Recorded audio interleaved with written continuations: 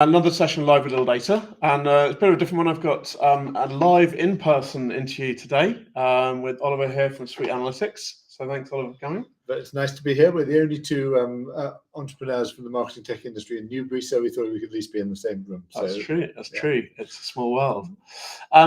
So I thought, we've both got this shared interest in accurate data and getting that accurate data into Google Analytics, but I think we want to talk a little bit about what you might do with that data, because obviously it's useless if it's not actioned on or made use of. So yeah, I guess perhaps before we dive into that, perhaps just give a bit of introduction to Suite and kind of what your interest is in making sure brands have accurate data. Yeah, I think so. I'm a retailer by background, and we've both been in this industry for long enough that you quite often get challenged with, what can I do with you and I may love what we produce every day, but a lot of people find it hard to actually see the benefit of some of the data that we think so important. Yep. So from my side, it's all about customer data, and my real fundamental belief is that unless you really understand your customer metrics, really understand about the customer, and how that influences your whole business performance, for me, that's a sort of in my own career, I've tended to be better and more successful when I've understood what those metrics are and understood the levers than when I haven't. So my overall vision is to make sure that SME brands can have that same insight that I've personally had and found as work. So that's what really matters to me. Great. So let's talk a bit about data for marketing or advertising. Maybe Google Ads first of all. That's the most obvious one. I think most of the brands we work with, that's still their dominant channel. And I don't think many brands have shrunk their share of Google over the last couple of years. So PMax is still really grabbing a lot of customer acquisition budget. I guess my first thing is just like, obviously you want to link Google Analytics and Google Ads together. It's really easy. They make the connection easy, but I think it's an amazing number of people who haven't done that. And without that, you're not getting the two-way thing on the Google Ads side. You're not getting the benefit of all of the audiences and conversions that you're tracking in Google Analytics. So it's just harder to target and measure your ads. And then the flip way around, if you want to see the marketing attribution of Google Ads in Google Analytics, again, you're not getting all the benefit of auto tagging and all the campaign spend being brought in, all of that. So it feels to me like a no-brainer. If you're using Google Ads and using Google Analytics, which I'm sure applies to most of the people out there, link them together. Completely, and I agree with you. I don't think it happens all the time, and I think as people move more and more to PMax, so let's just assume that's going to be the dominant thing. The wonderful thing about Google is it knows a hell of a lot. Yeah. So whatever any of us think about PMax or any of those kind of things, Google has the best information there is pretty much out there. And I think really sometimes it's about what don't they have that's really important. But the basics is just making sure you've got all the signals coming in, in order to make your ads perform as well as they possibly can. So that's such an important part of the whole setup, and it's not so much about data per se, but but it's just sort of fundamentals to tick off to make sure you've got events set up, all the connections working. Is really, really important. And as you say, with PMax particularly, obviously there's a large degree of sort of auto optimization and auto placement, right? Mm-hmm. So the problem is if you don't have, for example, accurate purchase conversions going in there, it's going to skew. Your budget's going to be spent on ad placement stuff that are ultimately not beneficial, not driving purchases. It's absolutely key. I mean, I haven't really managed to do it very well so far, but really looking at what is the algorithmic bias for PMax, because Google's about selling stuff, and what it likes to do is sell more stuff for what sells. Yeah. So there is natural algorithmic bias that will creep in, and it's really important that you've got all the other signals coming in to make sure that it doesn't double down on a particular category or what information it can see. So it just goes back to that whole accuracy of information. Great.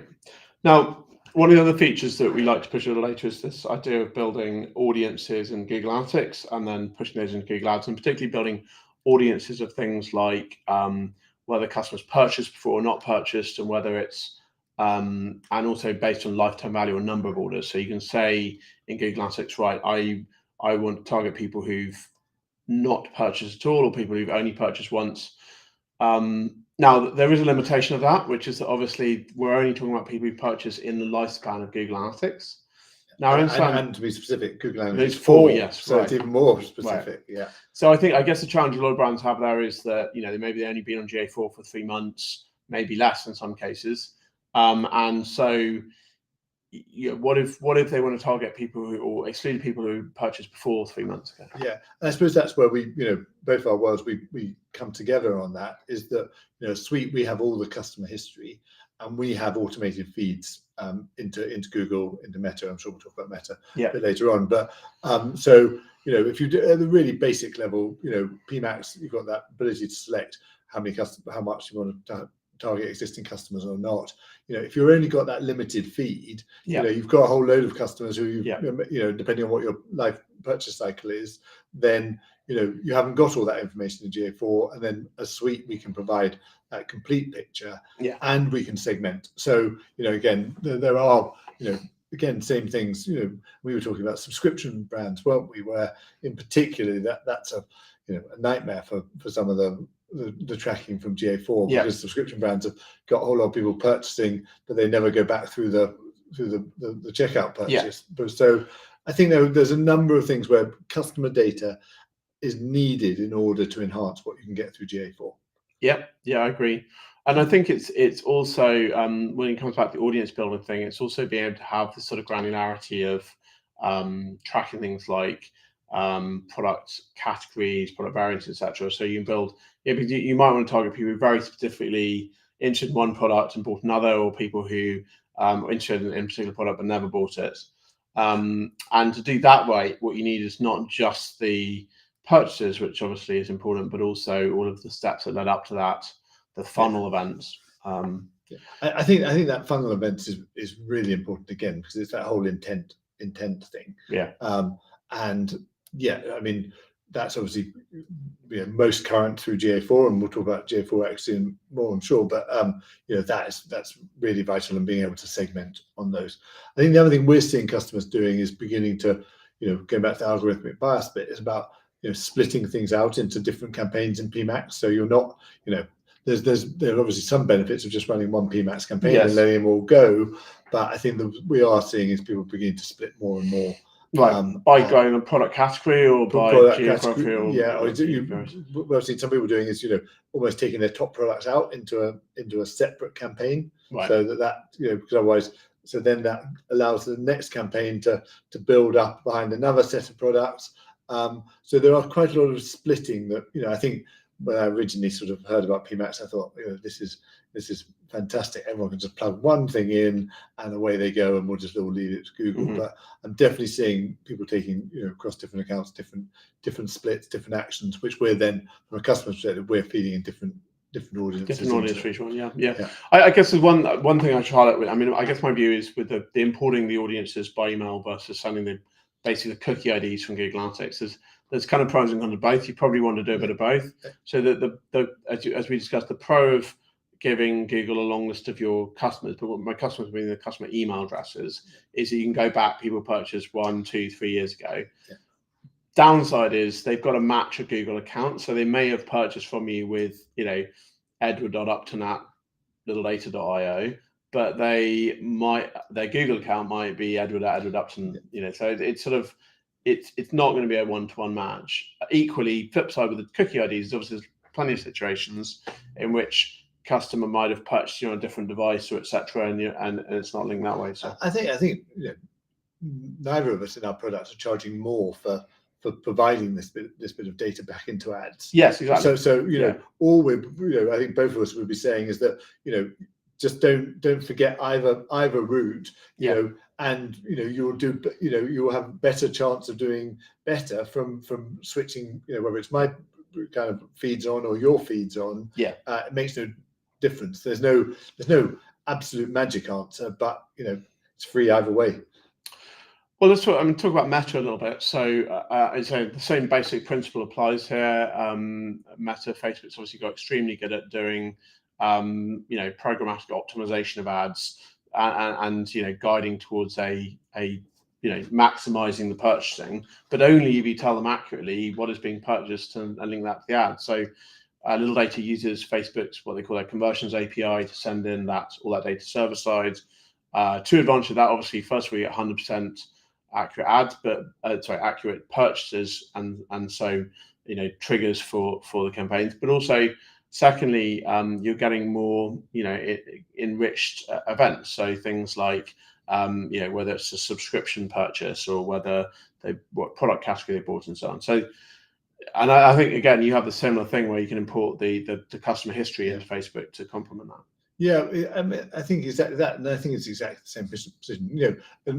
There's far, people are using lookalike audiences far less, and particularly in the past, we did lots of lookalike audiences for people, and we still do lots of them. But I don't see so much use being of them. But just because they're not performing as well as they were, not, and just people using broader match type things, etc. So, but again, there's no cost to putting these things in.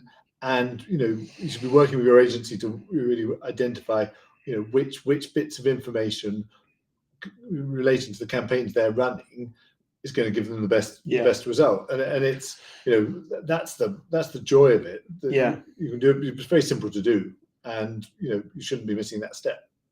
And as an aside, obviously you covered that like measurement, and I think it's really important brands actually figure out which tactic is going to work for them. But we get often asked that a lot. Like you say, better quality data will lead to better results. I mean, how do you validate for the brand that they are getting better results from these extra bits? Yeah, so we work with a number of agencies quite closely. Yeah, and I think the latest sort of, I was with Kita, they're claiming 15% better from having had that customer data into PMax. Sounds about right. So that's the sort of kind of number, and none of us would want to leave 15% off the table for of that. So so that's the validation that we see from agencies who have switched it on.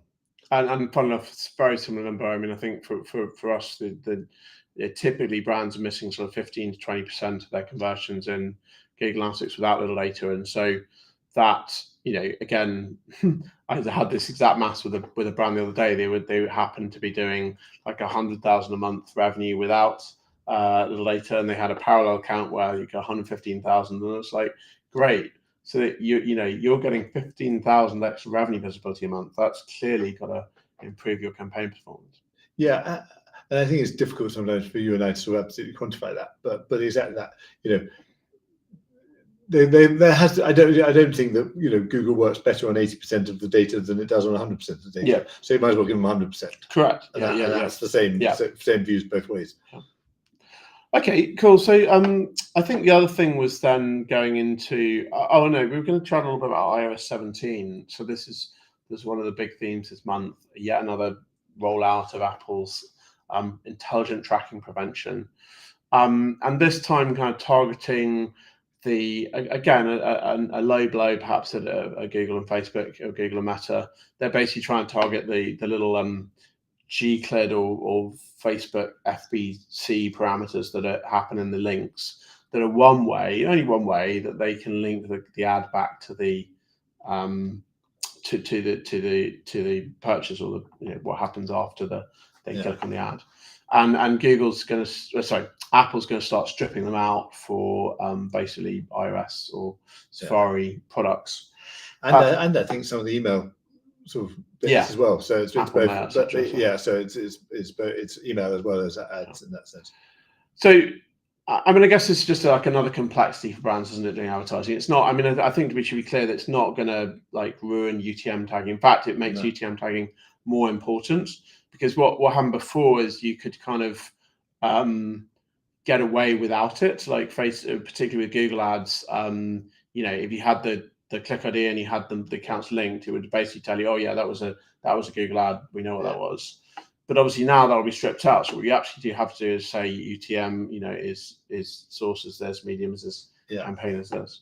Yeah, I mean, from anyone who does tracking, GCLID on its own, because it only got you to a certain way down the funnel and Yes. being able to understand it. So it was it was never the full answer. It was never so we do attribution, and we have a tracker and all the rest of it. So we were always trying to get people to do manual tracking all the time alongside GClib, because you don't get the visibility. So I think the bit there for people to realise is, as always, it's been really important to do UTMs, and it's now going to become even more important. Yep. Okay, so maybe enough about ads. Let's chat a little bit about other uses of the data. So one of the things we're talking about is the obvious. One of the obvious things you can do with high quality data in Google Analytics is conversion rate optimization. Is to actually look at what are the places where people drop out from the journey, and what you could do about that. A/B testing to see if you can change copy, design, listing page order, whatever it is, to improve that conversion. I mean, do you see brands doing a lot of CRO? Is that unfortunately not enough would be my message. So I come from the view that the sort of hierarchy of things to do. For me, obviously, it's get your customer data right, understand how your customer metrics work, understand how you're going to grow as a customer, how many new customers do you need, all of that piece. But actually, the next thing about is then, what's the next set of numbers you want to move? And normally the next set of numbers you want to move is how do you change your conversion rate? Because ultimately, you may have set your CAC at a certain number, but ultimately you want to be able to change your CAC. And to change CAC, of course, there's the whole piece about channel mix and all that kind of thing. But there's also just making your website more efficient. And that to me is, the next step. We've had talks about attribution before, but I go customer, CRO, attribution in terms of order priorities. And that's what does Google do apart from tell you about channel? Is actually it tells you about your shopping funnel, and that is the key thing to break down, because there's no point talking about conversion rate and how you're going to move conversion rate unless you break it down into all the steps. I just going to quick pause there to say, if you do have any questions yourselves, please do drop a question in the chat. They should come through to us, and we'll try and answer those at the end. So do that. So I mean, I agree. I think as you say, the thing about CRO is it's the bit as a marketer you actually control. So a lot of the channel mix stuff and cost per click and stuff is ultimately about the competitive landscape you're in. It's not necessarily something you can do all about. You can have better creative and so on, but the one thing you can surely control is how the products are presented to the customer on the site. I know we work with a few great CRO agencies that recommend Littledata because they need to have all of these really granular event data. So it's not obviously just about tracking add to cart purchases. It's also about tracking all the checkout steps. That's really important because checkout optimization's a great one to focus on. And then it's also about all of the kind of everything that happens between the landing page and the add to cart. So how do people scroll down the product listing pages? When they click on the product details page, how do they interact with it? Do they check out the quiz? Do they go and look at the cart? What do they do between there and actually checking out? So and it's really important that those that you can also track the actual customer behavior at each step. So for example, what products they were looking at, what variants, what brands, what categories at each step, because it's no good again just having that for the purchase event. It doesn't enable you to do any kind of segmentation of the journey. No, and I think you're absolutely right about everything you say about that detail. I mean, I moved one step up. We talked to lots of SME brands, and A/B testing never happened, or it certainly doesn't happen on a consistent basis. Doesn't happen on a I always talk about discipline of these things. You have to have discipline because you're not going to learn a lesson immediately, and you have to work on the incremental steps about it. And that's I find that very rare with brands. But so you need to have all the bits you're talking about having set up. But actually, I'm afraid I'm still at the sort of like just do it and do it, discipline to do it.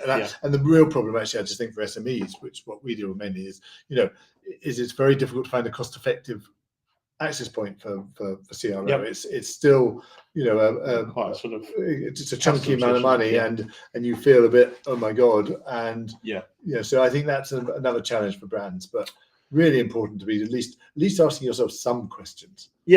And I see coming in the market though is, that there are some good tools now that, first of all, might give you some insights on where are the blockers. So one of the ones, that we, sorry, got a complete name blank. I'm gonna find that. One of the ones I name drop was ClickVoyant that we've been working with. So ClickVoyant plug into your GigaLances 4 data, and then their algorithms basically go through all of the different permutations of product categories, geographies, etc., and go, for French customers, you've got a real problem with this step of the checkout, or and those are exactly the insights you can then use to nail on the problem. Because obviously, to do CRO takes a lot of data analysis, and there are tools like this that can like ClickVoyant that can do it for you. And on the other hand, there are nice A/B testing products. Again, the people want to name drop is a new partner we're working with called Shoplift. Yeah. Again, have built a kind of Shopify specific A/B testing platform. So again, you're still going to have to do the legwork of actually setting up, deciding what to test and setting up a test, but trying to actually make the implementation of that test easier, because obviously a lot of brands were using Google Optimize, free product that's now gone away, and there are lots of alternatives. There are other great A/B testing tools, but they are all a bit of a learning curve. Yeah. I think that exactly that. There are, convert.com, we were talking about Optimizely. Yep. There are definitely tools out there, which I think do take over from Google Optimize, which the demise of that somehow, I don't know why Google thought they'd let that one just drift away. I didn't think it brought them any money, did it? I mean, the problem is they had this weird pricing strategy, which was free but then very expensive, and and most of the brands we're talking to are somewhere in between. They pay for a professional product, but they're not in the market something costing $50,000 a year. Yeah. So yeah, I mean, I do see a way, but I definitely think the key point is, even if you don't have the bandwidth to do that now, set up the data capture, set up the tracking, so that if you hire an agency or if you plug in one of these tools, the granular steps of the funnel are there, so that they can at least figure out, based on the last 6-12 months, where the blockers are. Because you can't really do this stuff without quite a decent history of months of data, unless you're a very high traffic brand. Particularly if you want to optimize the lower half of the funnel, like checkout steps and stuff, you're going to need many thousands of checkouts to sort of see what's going on. Yeah, I mean, even if you've got 100,000 visitors a month or whatever, you're getting 2,000 down the bottom or whatever. Right. So it's not. And I agree with that entirely. And Sweet, we're all about trying to simplify stuff and just having that shopping funnel. Actually, though, you've just showed me GA's now finally now put some shopping funnel stuff in. Yes. Even just having that front of mind, wherever you get it from, it's really important to be on top of that. Because that's it's a key bit of information. Everyone talks about conversion rate, but unless you start moving around and actually changing it, then it's just a stat. Yeah, just for those that missed it, I'll just show that very quickly to you. So that if you go into the monetization reports now in GigaLances, you'll see two new ones that just appeared here, which is brilliant. So the first one is purchase journey report. So this just shows you the funnel through. And now the negative base reports, they can't be edited. So this is like session start, view item, add to cart, begin checkout. The good news is if you want to do a custom funnel, you can build that in explorations. But these are at least out of the box, no setup needed. And you can easily segment it, in this case, device category, but you might want to do it by geography or browser or whatever. And then the next one is checkout journey, which just checks the checkout steps. Now, again, key thing to stress here is that it'll only show you the checkout steps if you're tracking the checkout steps. And Littledata is one of the few tracking tools for GA4 that actually adds in the ad delivery and payment steps. So I go and have check out the report. But check out the checkout report. But if you are missing gaps, that's the problem, is you're not tracking those two things. Yeah, and just from a Sweet perspective, we have the purchase journey funnel in there, and what we're trying to do is, as always, love Google GA4, but you're down 2 or 3 layers before you quite work out where that one is, and we just pull the funnel up, and for me, the funnel and discussion of conversion rate ought to be a constant conversation. Yeah. There's a question from Jasmine here, which is I'm going to flip back to where we were. I mean, the question is, how do I check that the data's, whether the tracking's all good in GigaLances? I mean, there's 2 ways. I mean, the purchase journey report is actually a great one, because this is over a short period of time, so it's not really showing very accurately. I'll show you a longer period of time, but that's more normal sort of type percents. It's also got this cool feature where you can sort of zoom in on the funnel, because obviously the bottom half of the funnel typically is a bit zoomed out, and it's quite hard to see the drop off. And so, I mean, I would say with e-commerce tracking, at the very least, you want to go tracking these steps, right? I mean, if you don't have this set up accurately, then you really don't have anything in terms of conversion rate sort of analysis, or in fact, in terms of marketing optimization. If you want to see more granularly about the purchases, then the other thing I recommend is our little conversion checker app. So Littledata has a very let's show the other tab. So if you just go to littledata.io and you'll see under resources the GA4 order checker. So this just very quickly plugged into your Google Analytics 4 account, scans the orders, checks whether you've got them missing, and also scans for those other checkout steps, and it'll tell you whether you're tracking all of those things as well. Yeah. So two ways around it: quick audit check from the order checker, or you can also just look at that funnel report and basically eyeball it. Does this feel right? Yeah. I mean, really basic level, having that sessions in that report, does it agree to the top level? And so and do the purchases in that report agree to what actually happened in your store? Because obviously the source of truth is like, is Shopify or BigCommerce, whatever you're on, and so you've got to actually know, like, if those two things are out, then you've got to start. So I mean, I really like your checker. I think it's a really useful tool. We just do a simple order checker, revenue checker, just to make sure that exactly that between what your e-commerce platform's saying and what your GA4. So you just have, have you got, if you're not at 95, 96%, then you've got some kind of problem, and you need to be focusing in on how you solve that problem. Right, exactly. And I think a lot of the brands are more like the 80, 85%. And that at that level, it's like, ooh, if you're missing 20%, can you really trust what's going on? That's a big mistake. Yeah, and I think so. If that's So I'm not sure. The way to get confidence is check against your, first off, revenue and orders against your e-com platform, and then obviously you can then run your checker and see where all the other steps are in place or not. Cool. I think we're nearly out of time today. Is there anything else you wanted just to wrap up with saying? I think we both believe that it's really important people make their data come alive. We try and do that suite. I know you make we obviously though we have our own tracker, GA4 for any marketer is still a really important tool.